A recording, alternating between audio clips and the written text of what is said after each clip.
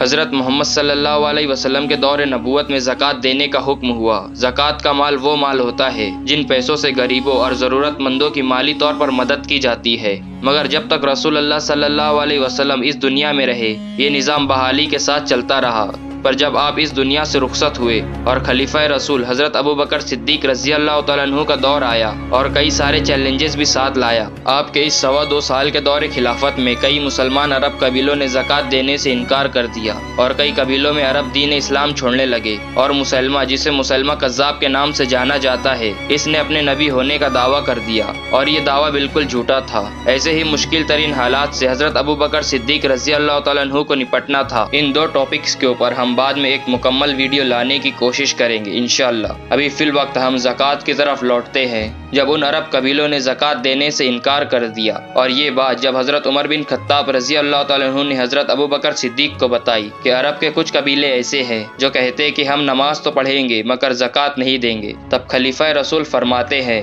جب تک میرے ہاتھوں میں تلوار رہے گی تب تک میں جہاد کروں گا حتیٰ کہ یہ لوگ زکوٰۃ نہ دے دے۔ اب دوستو، میں یہاں پر رک کر کچھ بتانا چاہتا ہوں کہ حضرت ابوبکر صدیق رضی اللہ تعالیٰ عنہ نے یہ الفاظ کیوں استعمال کیے، جبکہ حضرت ابوبکر صدیق رضی اللہ تعالیٰ عنہ ایک بہت ہی نرم مزاج صحابی رسول ہے۔ جس طرح ہر کنٹری کے کچھ رولز ہوتے ہیں اور اگر آپ اس میں رہتے ہو تب آپ کو وہ رولز فالو کرنے پڑیں گے، اسی طریقے سے اسلام کے بھی کچھ رولز ہیں۔ اگر آپ مسلمان ہو تب آپ کو یہ رولز فالو کرنے پڑیں گے، پہلا شہادت، دوسرا نماز، تیسرا حج اور چوتھا زکوٰۃ اور 5واں روزہ۔ انہیں ملا کر 5 پلرز آف اسلام بنتے ہیں، جس میں سے ایک پلر ہے زکوٰۃ۔ اگر آپ ایک ویل اسٹیبل انسان ہو اور آپ ایک اچھا اماؤنٹ آف ریونیو سال بھر میں جنریٹ کرتے ہیں، پھر چاہے وہ سونا ہو، زمین ہو یا پھر روپیہ پیسہ ہو جو 1 سال تک آپ کے پاس رکھا ہوا ہو، تب اس مال پر زکوٰۃ فرض ہے، اور وہ بھی صرف 2.5%۔ اگر آپ کے پاس 1 لاکھ روپے ہے جس میں سے صرف آپ کو 2,500 روپیہ زکوٰۃ دینی ہے۔ دوستو، اب لوٹتے ہیں تاریخ کی طرف، اور جب حضرت ابوبکر صدیق رضی اللہ تعالیٰ عنہ صحابہ کرام کے ساتھ سرزمین نجد پہنچے